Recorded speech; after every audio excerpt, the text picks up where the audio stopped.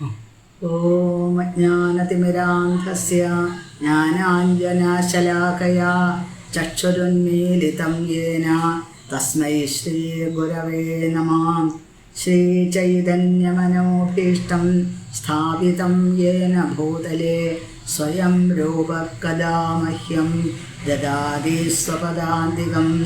വന്ദേഹം ശ്രീഗുരോः ശ്രീയുതപദകമലം ശ്രീഗുരൂन् വൈഷ്ണവാംശ്ച ശ്രീരൂപം സാഗ്രജാതം സഹഗണരഘുനാഥാന്വിതം തം സജീവം സാദ്വൈതം സാവധൂതം പരിജനസഹിതം കൃഷ്ണചൈതന്യദേവം ശ്രീരാധാകൃഷ്ണപാദാൻ സഹഗണലളിതാ ശ്രീവിശാഖാന്വിതാംശ്ച. ഹേ കൃഷ്ണ കരുണാ സിന്ധോ ദീനബന്ധോ ജഗൽപദേ ഗോപേശ ഗോപികാകാന്ത രാധാകാന്ത നമോസ്തുതേ.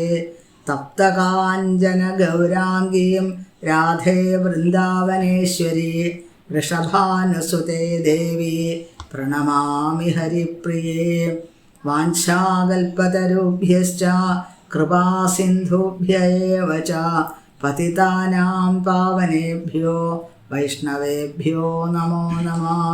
നമോ ഓം വിഷ്ണുപാദായ കൃഷ്ണപ്രേഷ്ഠായ ഭൂതലേ ശ്രീമതേ വേദവ്യാസപ്രിയസ്വാമിനേ നാമിനേ.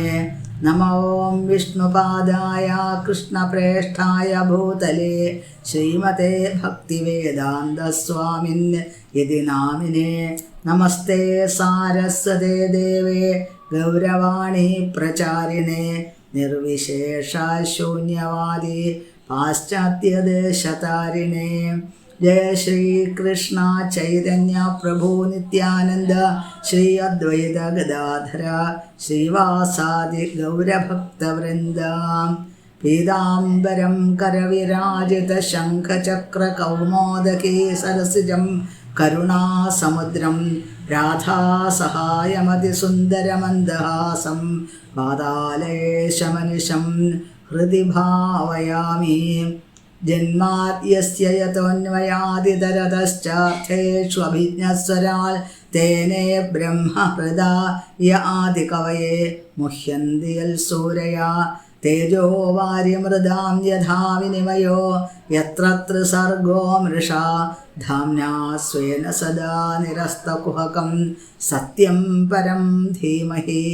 യസ്വാനുഭാവമഖിലശ്രുതിസാരമേകം അധ്യാത്മദീപമതിതിതീർഷതാം തമോന്ധം സംസാരിണാം കരുണയാഃ പുരാണഗുഹ്യം തം വ്യാസസൂനമുപയാമി ഗുരും മുനീനാം. നാരായണം നമസ്കൃത്യ നരം ചൈവ നരോത്തമം ദേവീം സരസ്വതീം വ്യാസം തതോ ജയമുദീരയേൽ. നഷ്ടപ്രായേഷു അഭദ്രേഷു നിത്യം ഭാഗവത സേവയാ ഭഗവത്യുത്തമശ്ലോകേ ഭക്തിർഭവതി നൈഷ്ഠികീ. ഹരേ കൃഷ്ണ കൃഷ്ണ കൃഷ്ണ ഹരേ ഹരേ ഹരേ രാമ രാമ രാമ ഹരേ ഹരേ. ദിവ്യ ഭാഗവതം എന്നുള്ള ഞങ്ങളുടെ ഈ ചാനലിലേക്ക് എല്ലാവർക്കും സ്വാഗതം പറയുന്നു. ശ്രീമദ് ഭാഗവതത്തിലെ മൂന്നാമത്തെ ദിവസമാണ് ഇന്ന്. ശ്രീമദ് ഭാഗവതം മൂന്നാമത്തെ ദിവസം ആണ് ഇപ്പോൾ. ആ ഭാഗമാണ് ഇന്ന് പറയാനായിട്ട് പോണത്. 20 ശ്ലോകങ്ങളാണ് കഴിഞ്ഞ എപ്പിസോഡിൽ നമ്മൾ പറഞ്ഞിട്ടുള്ളത്. 21ാമത്തെ ശ്ലോകം മുതൽ ഇന്ന് നമ്മൾ ആരംഭിക്കുന്നു. ഓം നമോ ഭഗവതേ വാസുദേവായ. ഓം നമോ ഭഗവതേ വാസുദേവായ. ഓം നമോ ഭഗവതേ വാസുദേവായ. കലിമാഗതമാജ്ഞായ ക്ഷേത്രേऽസ്മിन् വൈഷ്ണവേ വയം ആസീനാ ദീർഘസത്രേണ കഥായാം സക്ഷണാ ഹരേഃ. കലിമാഗതമാജ്ഞായ ക്ഷേത്രേऽസ്മിन् വൈഷ്ണവേ വയം ആസീനാ ദീർഘസത്രേണ കഥായാം സക്ഷണാ ഹരേഃ.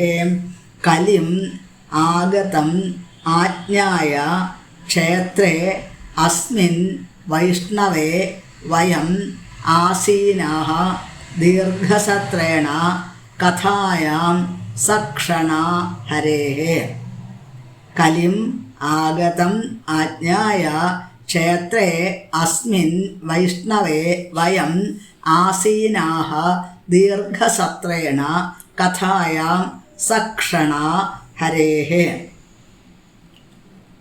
ഇവിടെ കലിയുഗത്തിനെ കുറിച്ചിട്ട്, കലി എന്ന് പറഞ്ഞാൽ ഏറ്റവും മോശമായിട്ടുള്ള കാലം എന്നാണ് സൂചിപ്പിക്കുന്നത്. കൃതയുഗത്തിൽ, അതായത് സത്യയുഗത്തിൽ സത്വഗുണമായിരുന്നു ഏറ്റവും കൂടുതലുള്ളത്. 1,00,000 വർഷക്കാലം ആയുസ്സുണ്ടായിരുന്നു. തപസ് ആയിരുന്നു ആ കാലഘട്ടത്തിൽ ഈശ്വരപ്രാപ്തിക്കുള്ള ഉപായം. ത്രേതായുഗത്തിൽ ആയുസ്സിൻ്റെ ദൈർഘ്യം കുറയാണ്, 10,000 വർഷമായിട്ട് ചുരുങ്ങി. ത്രേതായുഗത്തിൽ യജ്ഞങ്ങളെ കൊണ്ട് ഭഗവാനെ ആരാധിക്കുന്നു. ദ്വാപരയുഗമായപ്പോഴേക്ക് വീണ്ടും കുറയുന്നു, ആയുർദൈർഘ്യം കുറയുന്നു. 1000 വർഷം മാത്രമാണ് ആയുസ്. അന്ന് വൈദികവും താന്ത്രികവുമായിട്ടുള്ള പൂജകളിൽ കൂടെ ദ്വാപരയെ പരിചര്യായാം ആ പൂജകളെ കൊണ്ട് ഭഗവാനെ ആരാധിക്കുന്നു. എന്നാൽ കലിയുഗത്തിൽ 100 വർഷം മാത്രമാണ് ആയുസ്. അപ്പോൾ ഈ 100 വർഷത്തിൽ 50 വർഷം രാത്രിയായിട്ട് പോകും. പിന്നെ തമോ ഗുണം നിറഞ്ഞിരിക്കുന്ന കാലമാണ്. എല്ലാ വിധത്തിലുള്ള ദുരിതങ്ങളും ദുഃഖങ്ങളും നിറഞ്ഞിരിക്കുന്ന കാലമാണ്, ആ കാലഘട്ടമാണ് കലിയുഗം എന്നത്. അപ്പോൾ ആ കലിയുഗം വരുന്നുണ്ട് എന്നുള്ളത് അറിഞ്ഞിട്ട് ഞങ്ങൾ ഈ വൈഷ്ണവ ക്ഷേത്രമായിട്ടുള്ള നൈമിഷാരണ്യത്തിൽ ഞങ്ങൾ എല്ലാവരും ഒന്നിച്ചു ചേർന്നിട്ടുണ്ട്. ആസീന ദീർഘസത്രേണ 1000 വർഷം നീണ്ടു നിൽക്കുന്ന ഒരു സമ്മേളനം, ഒരു സത്സംഗം ഇവിടെ ആരംഭിച്ചിട്ടുണ്ട്. അതുകൊണ്ട് ഇവർ ശൗനകാദി മഹർഷിമാർ പറയുന്നു, ഈ കലിയുഗത്തിൽ ഏറ്റവും നല്ല മാർഗം എന്താണ് എന്നുള്ളത്. മറ്റുള്ള യുഗങ്ങളിലുള്ള ആ സേവാ സമ്പ്രദായങ്ങളൊന്നും ഈ കലിയുഗത്തിൽ ഒരിക്കലും നടക്കാൻ പോണില്ല, ബുദ്ധിമുട്ടാണത്. അതുകൊണ്ട് കലിയുഗത്തിൽ ഒരേ ഒരു കാര്യം മാത്രമേ ചെയ്യേണ്ടതായിട്ടുള്ളൂ. ചൈതന്യ മഹാപ്രഭു പറയുന്നു, ഭാഗവത ധർമ്മം അത് വേണ്ട വിധത്തിൽ ആചരിക്കാൻ സാധിക്കുക എന്നത്, ശ്രീകൃഷ്ണ ഭഗവാന്റെ ആ സന്ദേശം എങ്ങും എത്തിക്കാൻ സാധിക്കുക എന്നത്.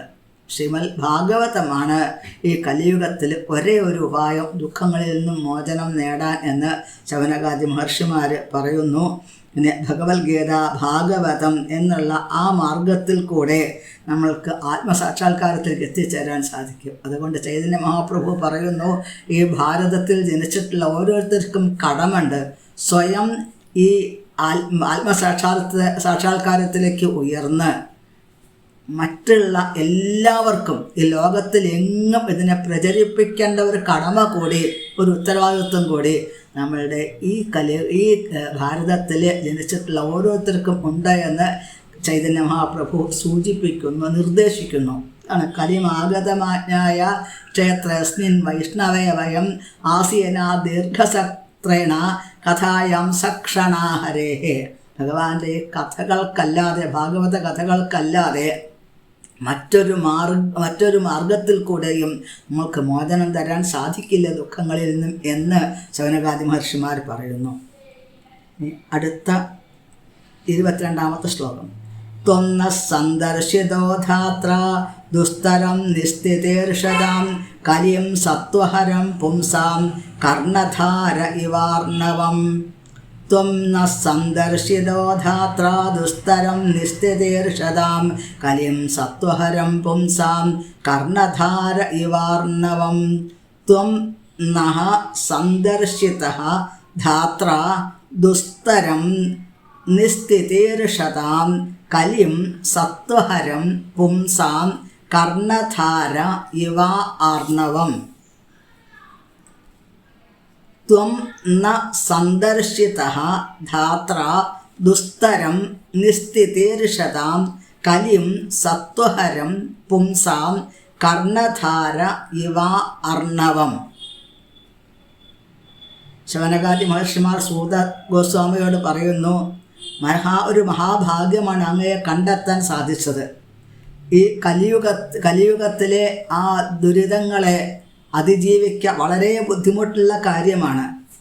വലിയ ഒരു സമുദ്രം, ആ സമുദ്രത്തിന് ഒരു വേണ്ട വിധത്തിൽ ഒരു കപ്പൽ, ഒരു തോണി അത് കടക്കാനായിട്ടില്ല എന്നുണ്ടെങ്കിൽ ആ സമുദ്രത്തിൽ കിടന്ന് ഒരുപാട് കഷ്ടപ്പെട്ട് ജീവൻ ഉപേക്ഷിക്കേണ്ടതായിട്ട് വരും. ഇതേപോലെയാണ് കലിയുഗത്തിൽ അതിഭയങ്കരമായുള്ള ദുരിതങ്ങളുടെ സാഗരമാണ് എന്നാണ് പറയുന്നത്.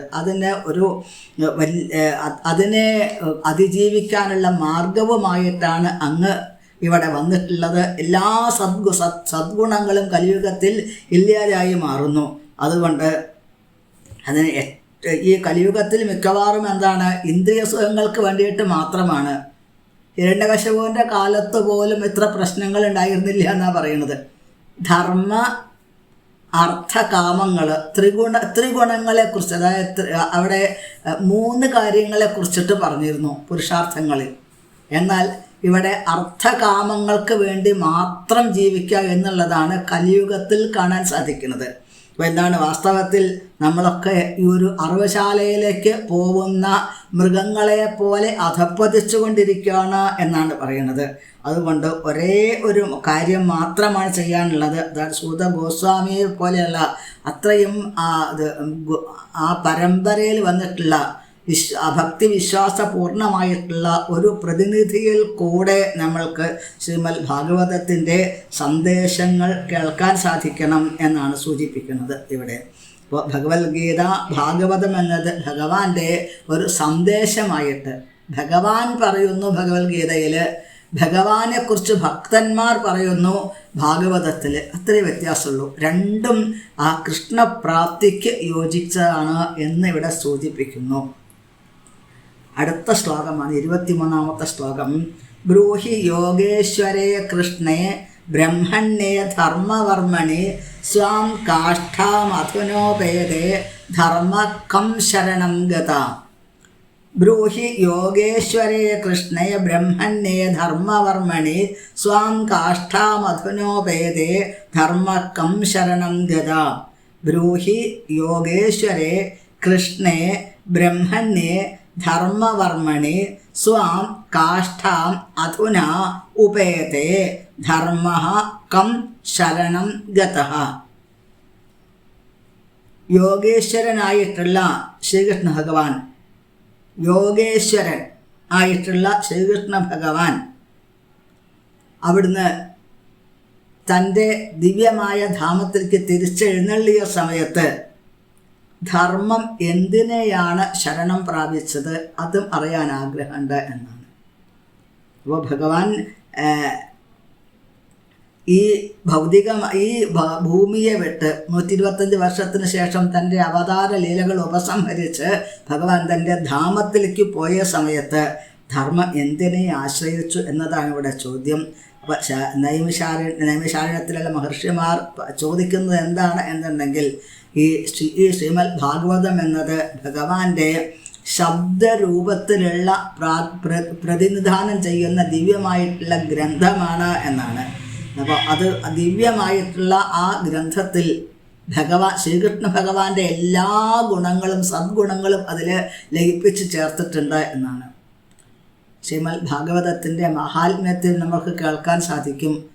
ഭഗവാൻ തൻ്റെ ധാമത്തിലേക്ക് എഴുന്നള്ളാൻ തയ്യാറായി നിൽക്കുന്ന സമയത്ത് ഭഗവാന്റെ പ്രിയപ്പെട്ട സുഹൃത്ത് ആ യാദവന്മാരുടെ പ്രധാനമന്ത്രിയായിട്ടുള്ള ഉദ്ധവൻ ഭഗവാനോട് ചോദിക്കുന്നു, ഭഗവാനെ അവിടുന്ന് ഏറ്റവും ആവശ്യമുള്ള സമയം കലിയുഗമാണ് ഭഗവാനെ, എന്തുകൊണ്ട് ഭഗവാൻ ഇവിടുന്ന് വിട്ടുപോകുന്നു എന്ന് ചോദിക്കുന്ന സമയത്ത് ഭഗവാൻ പറയുന്നു, എൻ്റെ ഉദ്ധവ, ഞാനിവിടെ ഈ ലോകം വിട്ടു പോണില്ല. ഞാൻ എവിടെ കാണാൻ സാധിക്കുക എന്നെ? തിരോധായ പ്രവിഷ്ടോഹം ശ്രീമദ് ഭാഗവതാർണവം, ശ്രീമദ് ഭാഗവതമാകുന്ന മഹാസാഗരത്തിലേക്ക് ഞാൻ അന്തർധാനം ചെയ്യുന്നു എന്നത്. അപ്പോൾ ശ്രീമദ് ഭാഗവതത്തിനെ എങ്ങനെയാണ് നമ്മൾ കാണേണ്ടത്? പ്രേമാഞ്ജനച്ഛുരിത ഭക്തി വിലോചനേന സന്തഃ സദൈവ ഹൃദയേഷു വിലോകയന്തി യം ശ്യാമസുന്ദരമചിന്യ ഗുണസ്വരൂപം ഗോവിന്ദമാദിപുരുഷം തമഹം ഭജാമി. അതായത് പ്രേമത്തോടുകൂടെ, മാധുര്യ പ്രേമഭാവത്തോടുകൂടെ ശ്രീമദ് ഭാഗവതത്തിനെ സമീപിക്കാൻ സാധിച്ചു കഴിഞ്ഞാൽ പൂർവിക ആചാര്യന്മാർ പറഞ്ഞു തന്നിട്ടുള്ള, ഗോസ്വാമിമാരൊക്കെ പറഞ്ഞു തന്നിട്ടുള്ള മാർഗത്തിൽ കൂടെ നമ്മൾക്ക് സഞ്ചരിക്കാൻ സാധിക്കുന്നു എന്നാണെങ്കിൽ ശ്രീമദ് ഭാഗവതത്തിലെ ഓരോ അക്ഷരങ്ങളിലും നമ്മൾക്ക് ശ്യാമസുന്ദരനെയും രാധാറാണിയെയും ദർശിക്കാനായിട്ട് സാധിക്കും എന്ന് സൂചിപ്പിക്കുന്നു. 6 ചോദ്യങ്ങളാണ് ഇവിടെ സൂത ഗോസ്വാമിയോട് ഈ നൈമിഷാരണ്യത്തിലെ മഹർഷിമാർ ചോദിച്ചത്. അതായത് ഏറ്റവും വലിയ ശ്രേയസ് എന്താണ്, അങ്ങ് പഠിച്ചതിൻ്റെ സാരം എന്താണ്, അത് പറഞ്ഞു തന്നാലും എന്നാണ്. പിന്നെ ഭഗവാന്റെ പുരുഷ അവതാര ലീലകൾ ഏതെല്ലാമാണ്, അത് കേൾക്കാൻ ആഗ്രഹിക്കുന്നു. ആ അവതാര കഥകളെല്ലാം ശുഭമാണ്, മംഗളമാണ് എന്നാണ്. പിന്നീട് ചോദിക്കുന്നത്, മഹർഷിമാർ ഇവിടെ ഭഗവാൻ ബലരാമനോടും ശ്രീകൃഷ്ണ ഭഗവാൻ ബലരാമനോട് കൂടി അവതരിച്ച് എന്തെല്ലാം ലീലകൾ ചെയ്തു അത് കേൾക്കാനായിട്ട് ആഗ്രഹിക്കുന്നു. പിന്നെ ഭഗവാൻ തൻ്റെ ഈ ദിവ്യമായിട്ടുള്ള തൻ്റെ ഈ സ്വരൂപത്തിനെ അന്തർധാനം ചെയ്യിപ്പിച്ച സമയത്ത്, സ്വന്തം ധാമത്തിലേക്ക് പോയ സമയത്ത് ധർമ്മം എന്തിനെ ആശ്രയിച്ച് നിലനിന്നു. ഇങ്ങനെയുള്ള 6 ചോദ്യങ്ങളാണ് ശ്രീമദ് ഭാഗവതത്തിലെ അതിൻ്റെ വളരെ വിസ്തരിച്ചിട്ടുള്ള അവതരണമാണ് ശ്രീമദ് ഭാഗവതത്തിൽ കൂടെ മുഴുവൻ നമ്മൾക്ക് കാണാൻ സാധിക്കുന്നത്. ഒന്നാമതേ വാസുദേവായ 2ാമത്തെ അധ്യായം ആരംഭിക്കുന്നു. ശ്രീവ്യാസ ഉവാച ഇതി സംപ്രശ്ന സംഹൃഷ്ടോ വിപ്രാണാം രൗമഹർഷിണി പ്രതിപൂജ്യ വചസ്തേഷാം പ്രവക്തുമുപചക്രമേ. ഇതി സംപ്രശ്ന സംഹൃഷ്ടോ വിപ്രാണാം രൗമഹർഷിണി പ്രതിപൂജ്യ വചസ്തേഷാം പ്രവക്തുമുപചക്രമേ. ഇതി സംപ്രശ്നഃ വിപ്രാണാം രൗമഹർഷിണി പ്രതിപൂജ്യ വചഃ തേഷാം പ്രവക്തും ഉപചക്രമേ. ഇതി സംപൃഷ്ടഃ വിപ്രാണാം രൗമഹർഷിണി പ്രതിപൂജ്യ വചഃ തേഷാം പ്രവക്തും ഉപചക്രമേ.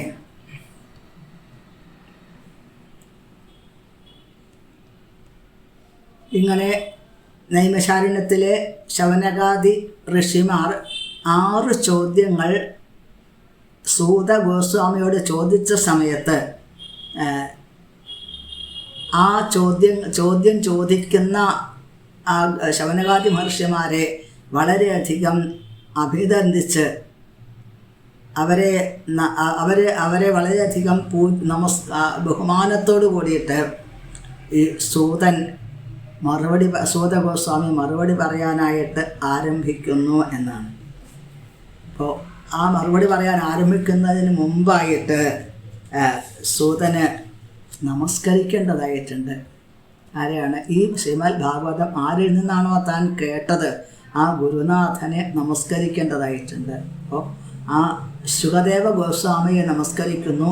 അടുത്ത ശ്ലോകത്തിൽ ശ്രീസൂത ഉവാചാം യം പ്രവ്രജന്തമനുപേതമപേതകൃത്യം ദ്വൈപായനോ വിരഹകാതര ആജുഹാവാം പുത്രേതി തന്മയതയാതരവോഭിനേദോ തം സർവഭൂതഹൃദയം മുനിമാനതോസ്മി.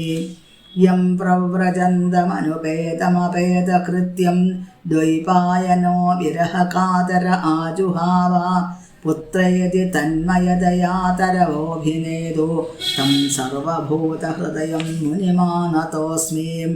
യം പ്രവ്രജന്തം അനുപേതം അപേതകൃത്യം ദ്വൈപായനഃ വിരഹകാതരഃ ആജുഹാവ പുത്രാ ഇതി തന്മയതയാ തരവഃ അഭിനേദോ തം സർവഭൂതഹൃദയം മുനിം ആനത അസ്മി. യം പ്രവ്രജന്തം അനുപേതം അപേതകൃത്യം ദ്വൈപായനഃ വിരഹകാതര ആജുഹാവ പുത്രാ ഇതി തന്മയതയാ തരവഃ അഭിനേദോ തം സർവഭൂതഹൃദയം മുനിം ആനതഃ ആനത അസ്മി.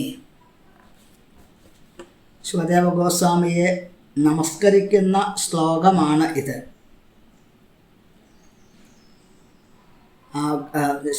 ശൗനകാദി മഹർഷിമാരുടെ മുമ്പിൽ സൂതൻ പറയുന്നു, എല്ലാവരുടെ അതായത് ശുകദേവ ഗോസ്വാമിക്ക് എല്ലാവരുടെ ഹൃദയത്തിലേക്കും കടന്നു ചെല്ലാനുള്ള, ഹൃദയത്തിലേക്ക് സാന്നിധ്യം ചെയ്യാനുള്ള ആ പ്രഭാവമുണ്ട് എന്നാണ് പറയുന്നത്.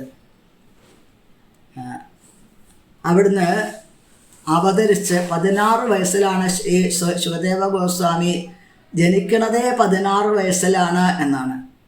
ശുഗോ മുക്തോ വാമദേവ പുരസ്താൽ എന്ന് പറയുന്നുണ്ട്.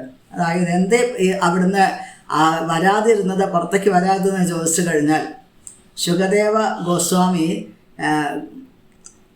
വാസ്തവത്തിൽ രാധാറാണിയുടെ വിശേഷപ്പെട്ട ലാളിക്കുന്ന തത്തയായിരുന്നു എന്നതാണ് അതിൻ്റെ ചരിത്രം. രാധാറാണി വളരെയധികം വാത്സല്യത്തോടുകൂടെ ലാളിച്ച് പരിപാലിക്കുന്ന ശുകം ആയിരുന്നു, തത്തയായിരുന്നു അത് എന്നാണ്. അപ്പോൾ ശ്രീകൃഷ്ണ ഭഗവാന്റെയും രാധാറാണിയുടെയും ലീല, അവരുടെ വിരഹവും അവരുടെ സംഗമവും എല്ലാം അറിയാനും അതിനെക്കുറിച്ച് ചിന്തിക്കാനും കഴിവുള്ള ആളായിരുന്നു ആ രാധാറാണി ലാളിച്ചിട്ടുള്ള തത്ത എന്നുള്ളത് കൊണ്ട് തന്നെ ഭഗവാൻ ആ തത്തയെ വളരെയധികം പ്രേമത്തോടുകൂടെ ലാളിച്ചിരുന്നു. അപ്പോൾ രാധാറാണി ഈ ഭൗതിക ഈ ലോകം വിട്ട് തൻ്റെ ധാമത്തിലേക്ക് പോകുന്ന സമയത്ത് ഈ തത്തയെ കൂടി കൊണ്ടുപോയി എന്നാണ് ആചാര്യന്മാർ പറയുന്നത്. അപ്പോൾ ആ ഗോലോക വൃന്ദാവനത്തിലെത്തിയിട്ടുള്ള രാധാറാണി ആഗ്രഹിച്ചു, ഈ തൻ്റെ കയ്യിലുള്ള ഈ തത്തയുടെ, അതായത് എന്തെല്ലാമാണോ ശ്രീകൃഷ്ണ ഭഗവാനും രാധാറാണിയുടെയും ദിവ്യമായ സന്ദേശം അത് ഉൾക്കൊള്ളാൻ വാസ്തവത്തിൽ ഈ തത്തയ്ക്ക് ഏറ്റവും കൂടുതൽ സാമർഥ്യം ഈ തത്തയ്ക്കാണ് ഉണ്ടായിട്ടുള്ളത്. അതുകൊണ്ടാണ് അതിനെ ഭൂമിയിലേക്ക് അയച്ചു എന്നാണ്. അവിടുന്ന് ആ തത്തയാണ് വാസ്തവത്തിൽ ജാബാലി മഹർഷിയുടെ പുത്രിയുടെ ഗർഭത്തിലേക്ക്, വേദവ്യാസമുനിയുടെ പത്നിയുടെ ഗർഭത്തിലേക്ക് പ്രവേശിച്ചത്. 16 വർഷമായിട്ടും പുറത്തേക്ക് വരുന്നില്ല. വേദവ്യാസ മഹർഷി ചോദിച്ചു, എന്താണ് പുറത്തേക്ക് വരാൻ താമസം ചോദിക്കുകയാണ്. ആ സമയത്ത് പറയുന്നു, ഞാൻ ഇവിടെ പുറത്തേക്ക് വന്നു കഴിഞ്ഞാൽ എന്നെ മായ ബാധിക്കും. അങ്ങനെ മായ ബാധിക്കില്ല എന്ന് ആരെങ്കിലും ഉറപ്പ് പറയാൻ തയ്യാറുണ്ടെങ്കിൽ ഞാൻ വരാം എന്ന് പറയാണ്. ആ ശ്രീകൃഷ്ണ ഭഗവാൻ നേരിട്ട് ഈ ബദരികാശ്രമത്തിൽ എത്തിച്ചേർന്നു എന്നതാണ് കഥ. ആ ഭഗവാൻ മായാനാഥനായിട്ടുള്ള ഭഗവാൻ പറയുന്നു മായ ബാധിക്കില്ല എന്നുള്ളത്. അങ്ങനെയാണ് അത്രേ അവിടുന്ന് വേദവ്യാസ മഹർഷിയുടെ 4ാമത്തെ പുത്രനായിട്ട് ധർമ്മം, അർത്ഥം, കാമം, മോക്ഷം എന്നാണ് 4ാമത്തെ പുരുഷാർത്ഥമായിട്ടുള്ള ആ മോക്ഷത്തിനെ പ്രതിനിധീകരിക്കുന്ന രൂപത്തിലാണ്, മോക്ഷസ്വരൂപമായിട്ടാണ് വാസ്തവത്തിൽ ഈ ശുകദേവ ഗോസ്വാമി അവതരിച്ചത് തന്നെ എന്നാണ്. അപ്പോൾ ജനിക്കുന്ന സമയത്ത് തന്നെ മഹാബ്രാഹ്മണനാണ്. പിന്നെ പ്രത്യേകിച്ച് ഒരു ശുദ്ധീകരണ പ്രക്രിയകളൊന്നും ആവശ്യമില്ല. ഭഗവാന്റെ ഈ തിരുനാമം കഥകൾ ആരെയും ശുദ്ധീകരിക്കും. കിരാത ഹോണാന്ധ്ര പുളിന്ദ പുൽക്കസ ആഭീര കങ്കായവനാ ഖസാദയ യേനേച പാവായതുപാശ്രയാശ്രയാ ശുദ്ധിം തസ്മൈ പ്രഭവിഷ്ണവേ നമഃ. കിരാത ഹോണ ആന്ധ്ര പുളിന്ദ പുൽക്കസ ആഭീര കങ്ക, ഇവരൊക്കെ വളരെ അധപ്പതനത്തിലുള്ളവരാണ്. അങ്ങനെയുള്ളവർ പോലും ഭഗവാന്റെ കൃഷ്ണ കഥകൾ കേട്ട് കഴിഞ്ഞാൽ, ഭഗവാന്റെ തിരുനാമങ്ങൾ കേട്ട് കഴിഞ്ഞാൽ ശുദ്ധീകരിക്കപ്പെടും എന്നാണ്. അങ്ങനെയുള്ള ശുദ്ധീകരണ പ്രക്രിയ ഒന്നും ശുകദേവ ഗോസ്വാമിക്ക് ആവശ്യമില്ല എന്നാണ് പറയുന്നത്. അതാണ് ചൈതന്യ മഹാപ്രഭു പറയുന്നു, അതായത് ആരും ശുദ്ധീകരിക്കപ്പെടും എന്നാണ്. ചൈതന്യ മഹാപ്രഭു പറയുന്നു, ഹരിദാസ് ഠാക്കൂർ അവിടുന്ന് മുഹമ്മദീയനായിരുന്നു. അതിൻ്റെ തത്വസംഹിത എടുത്തു കഴിഞ്ഞാൽ വാസ്തവത്തിൽ ബ്രഹ്മാവിൻ്റെ ഒരു അവതാരമായിരുന്നു, ഒരു പുനർജന്മമായിരുന്നു. എന്തേ കാരണം? ഭഗവാനോട് ഒരു അപരാധം ചെയ്തു. അതായത് 5 വയസ്സായിട്ടുള്ള ഭഗവാൻ ലീലകൾ ചെയ്യുന്ന സമയത്ത്, വനഭോജനം ചെയ്യുന്ന സമയത്ത് ഭഗവാന്റെ പശുക്കുട്ടികളെ ഭഗവാന്റെ കൂട്ടുകാരെയൊക്കെ മറച്ചു, വലിയൊരു അപരാധം ചെയ്തു. അന്ന് ഭഗവാൻ തന്നോട് പ്രത്യേകിച്ച് ഒന്നും സംസാരിച്ചില്ല, ഒന്നും തന്നോട് ദേഷ്യപ്പെട്ട് പറഞ്ഞില്ല. ഭഗവാൻ വളരെ ശാന്തമായ ഭാവത്തോടുകൂടെ തന്നെ ബ്രഹ്മലോകത്തിലേക്ക് അയക്കുകയാണുണ്ടായത്. അപ്പോൾ വല്ലാത്ത ഒരു പശ്ചാത്താപം തോന്നി ബ്രഹ്മാവിന്. ബ്രഹ്മാവ് ആഗ്രഹിച്ചു തനിക്ക് ഭഗവാനെ കൃഷ്ണനെ കുറിച്ചിട്ട് മാത്രം ചിന്തിച്ചുകൊണ്ടൊരു ജന്മം ഉണ്ടാവണമെന്ന് ആഗ്രഹിച്ചു. അതിൻ്റെ ഫലമായിട്ടാണ് ശ്രീകൃഷ്ണ അവതാരത്തിൽ വന്നിട്ടുള്ള മിക്കവാറും എല്ലാ കഥാപാത്രങ്ങളും ഗൗരലീലയിൽ ചൈതന്യ മഹാപ്രഭുവിൻ്റെ ആ ലീലയിൽ അവതാരത്തിലും വന്നതായിട്ട് കാണാൻ സാധിക്കും. അതിൽ ഏറ്റവും പ്രമുഖനായിട്ടുള്ള ഭക്തനാണ് മഹാപ്രഭുവിൻ്റെ ഏറ്റവും പ്രിയപ്പെട്ട ശിഷ്യനായിട്ടുള്ള തിരുനാമാചാര്യൻ ഹരിദാസ് ഠാക്കൂർ എന്നാണ്. അപ്പോൾ ഹരിദാസ് ഠാക്കൂർ കാണിച്ചു തന്നു എങ്ങനെയാണ് അവിടുന്ന് 23.5 മണിക്കൂറും ഭഗവാന്റെ തിരുനാമം ഹരേ കൃഷ്ണ കൃഷ്ണ കൃഷ്ണ ഹരേ ഹരേ, ഹരേ രാമ രാമ രാമ ഹരേ ഹരേ എന്നുള്ള നാമങ്ങൾ ആ നാമദീക്ഷ കിട്ടിയത് മുതൽക്ക് ജീവിതത്തിൻ്റെ അവസാന ഘട്ടം വരെ 48 വയസ്സിലാണ് അവിടുന്ന് ശരീരം ഉപേക്ഷിച്ചത്. ആ കാലഘട്ടം വരെ അനുനിമിഷം 3 ലക്ഷം നാമങ്ങൾ ഒരു ദിവസം ജപിക്കുക എന്നുള്ളത്. എന്നിട്ടോ ഭഗവാനെ അതാണ് കൊതിച്ചിടുന്ന ബ്രഹ്മത്തെ കണ്ടിട്ടു കൊതിച്ചിടുന്നു ജീവനവും അപ്പോഴേ എന്നാണ്. ആ ചൈതന്യ മഹാപ്രഭുവിൻ്റെ മുഖത്തേക്ക് നോക്കി നോക്കി നോക്കി ആ നാമം ജപിച്ച് ഭഗവാന്റെ പാദത്തിലേക്ക് നമസ്കരിച്ചു. പിന്നെ എഴുന്നേറ്റില്ല എന്നാണ് പറയുന്നത്. അപ്പം അത്രയും ശുദ്ധി തസ്മൈ പ്രഭവിഷ്ണവേ നമ. അത്രയും പ്രഭാവം ഭഗവാന്റെ കഥകൾക്ക് ഭഗവാന്റെ നാമങ്ങൾക്കുണ്ട് എന്നാണ് സൂചിപ്പിക്കുന്നത്. ശുകദേവ ഗോസ്വാമിയെ നമസ്കരിച്ചുകൊണ്ട് സൂതൻ മറുപടി പറയാനായിട്ട് ആരംഭിക്കുന്നു. അതാണ് പുത്രേതി തന്മയതയാ തരവോഭിനേതു. ഉപനയനാദി സംസ്കാരങ്ങൾ ഇതൊന്നും കഴിയാതെ ശുകദേവ ഗോസ്വാമി നേരെ ഇറങ്ങി നടക്കുന്നത് കണ്ട സമയത്ത് വല്ലാത്ത ദുഃഖം തോന്നി വേദവ്യാസ മഹർഷിക്ക്. വ്യാസദേവൻ പുത്ര എന്ന് വളരെ പ്രേമത്തോടുകൂടെ വിളിച്ചു. ആ സമയത്ത് ശുകദേവ ഗോസ്വാമി തിരിഞ്ഞു നോക്കിയില്ല. ആ വൃക്ഷലതാദികൾ മുഴുവൻ അവരുടെ ഹൃദയത്തിൽ മുഴുവൻ സാന്നിധ്യം ചെയ്തു അവിടുന്ന്. അത്രയും പ്രത്യേകത ശുകദേവ ഗോസ്വാമിക്കുണ്ട് എന്നാണ്. അങ്ങനെയുള്ള ആ ശുകദേവ ഗോസ്വാമി തിരിച്ചു വരാൻ എന്തേ കാരണം? ശ്രീമദ് ഭാഗവതത്തിൻ്റെ ദിവ്യമായിട്ടുള്ള ആകർഷണമാണ് എന്നതാണ്. വേദവ്യാസ മഹർഷി 18,000 ശ്ലോകങ്ങൾ അറിഞ്ഞിട്ടുള്ള ശ്രീമദ് ഭാഗവതത്തിലെ വിശേഷപ്പെട്ട ചില ശ്ലോകങ്ങൾ തൻ്റെ ശിഷ്യന്മാർക്ക് ഉപദേശിച്ചു കൊടുത്തു. അങ്ങനെ ആ ശിഷ്യന്മാർ ഈ ശ്ലോകങ്ങളും പാടിക്കൊണ്ട് ഹിമാലയ സാനുക്കളിൽ കൂടെ സഞ്ചരിച്ചു.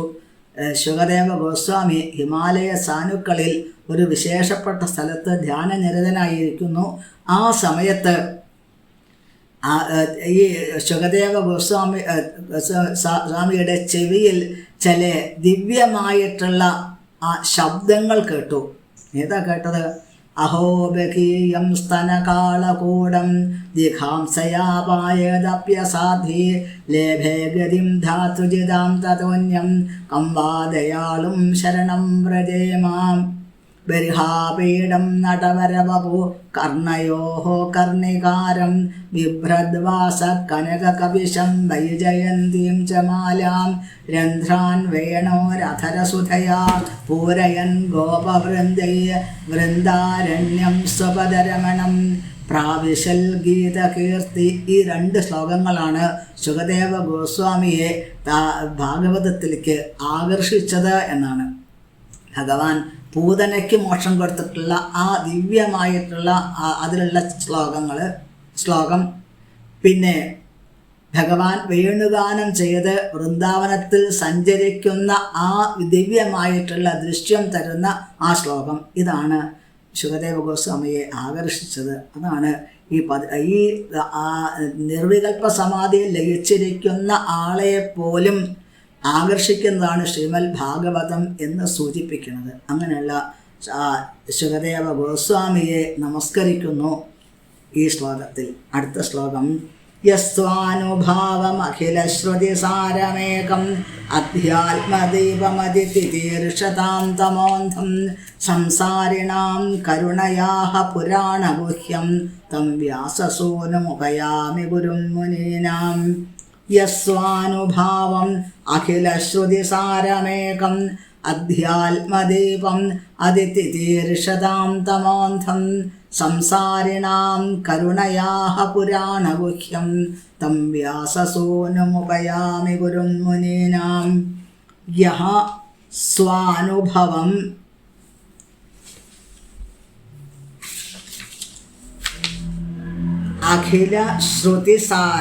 അഖിലശ്രുതിസാരം ഏകം അധ്യാത്മദീപം അതിതിതീർഷതാം തമോന്ധം സംസാരിണാം കരുണയാ ആഹ പുരാണഗുഹ്യം തം വ്യാസസൂനും ഉപയാമി ഗുരും മുനീനാം. യഹ സ്വാനുഭാവം അഖിലശ്രുതിസാരം ഏകം അധ്യാത്മദീപം അതിതിതീർഷതാം തമഃ അന്ധം സംസാരിണാം കരുണയാ ആഹ പുരാണഗുഹ്യം തം വ്യാസസൂനും ഉപയാമി ഗുരും മുനീനാം. അതായത് ഇതിൽ സൂത ഗോസ്വാമി പറയാണ്, ഈ ശ്രീമദ് ഭാഗവതത്തിൻ്റെ പൂർണ്ണമായിട്ടുള്ള ഒരു ഇൻട്രൊഡക്ഷൻ നമ്മളെ പരിചയപ്പെടുത്തുകയാണ് ചെയ്യുന്നത് ശ്രീമദ് ഭാഗവതത്തിൻ്റെ എന്നാണ്. ശ്രീമദ് ഭാഗവതം എന്ന് പറഞ്ഞാൽ അത് വേദാന്ത സൂത്രത്തിൻ്റെ ഒരു സ്വാഭാവികമായിട്ടുള്ള യഥാർത്ഥത്തിലുള്ള ഒരു വിശദീകരണമാണ് എന്ന് സൂചിപ്പിക്കുന്നു. സകല വേദങ്ങളുടെയും ഉപനിഷത്തുകളുടെയും സാരമാണ്, ക്രീമാണ് ശ്രീമദ് ഭാഗവതം എന്നാണ് ഇവിടെ സൂചിപ്പിക്കുന്നത്.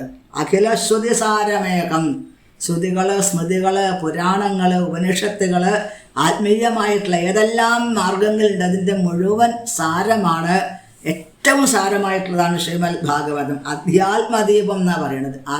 ആത്മീയമായിട്ടുള്ള ദിവ്യമായിട്ടുള്ള പ്രകാശമാണ് ശ്രീമദ് ഭാഗവതം.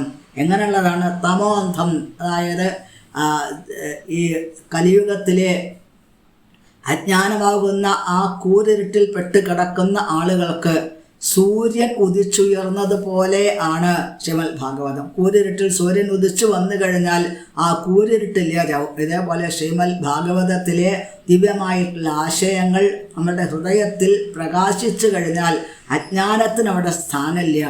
അജ്ഞാനമാകുന്ന അന്ധകാരം അവിടെ ഇല്ലാതായി തീരും എന്നാണ്.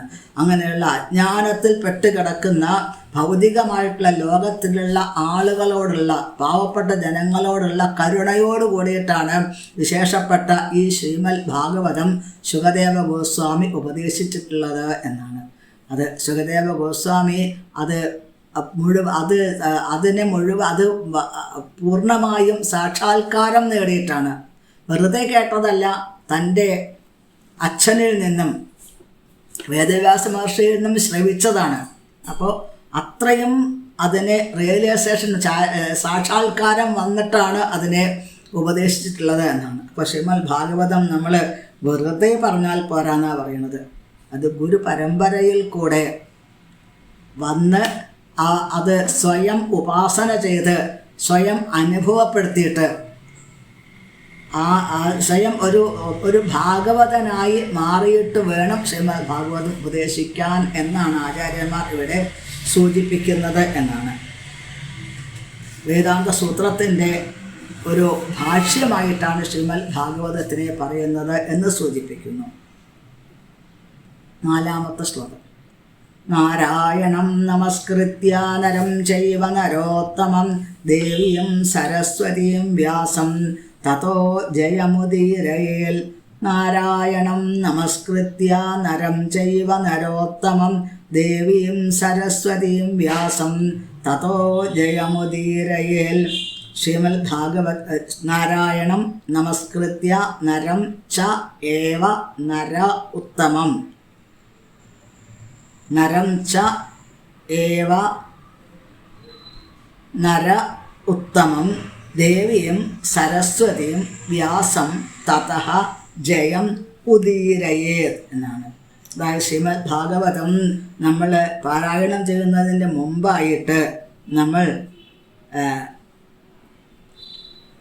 ആരൊക്കെ നമസ്കരിക്കണം? നരം ചെയ്യുക, നരനാരായണന്മാരെ നമസ്കരിക്കേണ്ടതായിട്ടുണ്ട്.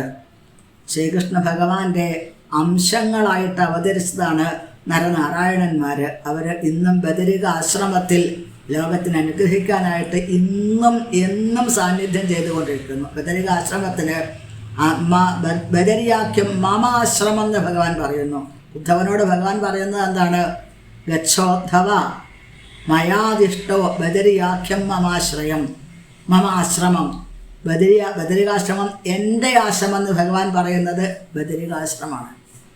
അവിടെ ഞാൻ എന്നും സാന്നിധ്യം ചെയ്യുമെന്ന് ഭഗവാൻ പറയുന്നുണ്ട്. അപ്പോൾ നരനാരായണ മഹർഷിമാർ സാന്നിധ്യം ചെയ്യുന്ന തപസ് ചെയ്ത ദിവ്യമായിട്ടുള്ള സ്ഥലമാണ് ബദരികാശ്രമം എന്നത്. ആ നരനാരായണന്മാരെ നമസ്കരിച്ചുകൊണ്ട്, പിന്നെ സരസ്വതീ ദേവി ജ്ഞാനത്തിൻ്റെ അറിവിൻ്റെ ദേവതയാണ്. അപ്പോൾ ആ സരസ്വതീ ദേവിയെ വേണ്ട വിധത്തിൽ വാക്കുകൾ പ്രയോഗിക്കണമെങ്കിൽ സരസ്വതീ ദേവിയുടെ അനുഗ്രഹം അത്യാവശ്യമാണ്.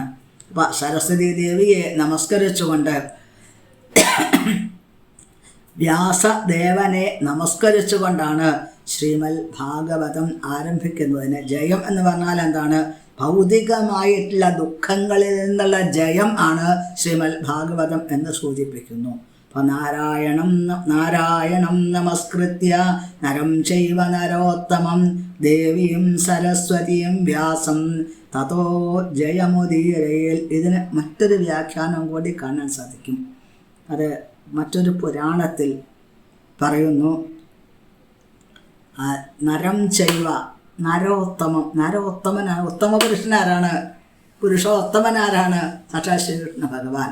ദേവി, ഭഗവാന്റെ തൊട്ടടുത്ത ദേവി ആരാണ്? വാസ്തവത്തിൽ രാധാറാണിയാണ്. അപ്പോൾ രാധാറാണിയെ ശ്രീകൃഷ്ണ ഭഗവാനെയും കൂടി നമസ്കരിച്ചുകൊണ്ടാണ് ഈ ഭൗതികമായ ദുഃഖങ്ങളിൽ നിന്നും നമ്മളെ മോചിപ്പിക്കുന്ന ജയം എന്ന കൂടി പേരുള്ള ശ്രീമദ് ഭാഗവതം നമ്മൾ ഉപാസന ചെയ്യാനായിട്ട് ആരംഭിക്കേണ്ടത് എന്ന് സൂചിപ്പിക്കുന്നു.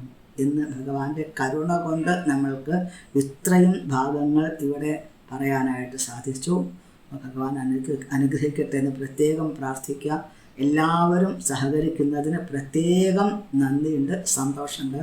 നമോ ബ്രഹ്മണ്യദേവായ ഗോബ്രാഹ്മണഹിതായ ച ജഗദ്ധിതായ കൃഷ്ണായ ഗോവിന്ദായ നമോ നമഃ. ഹരേ കൃഷ്ണ കൃഷ്ണ കൃഷ്ണ ഹരേ ഹരേ, ഹരേ രാമ രാമ രാമ ഹരേ ഹരേ. ഹരേ കൃഷ്ണ.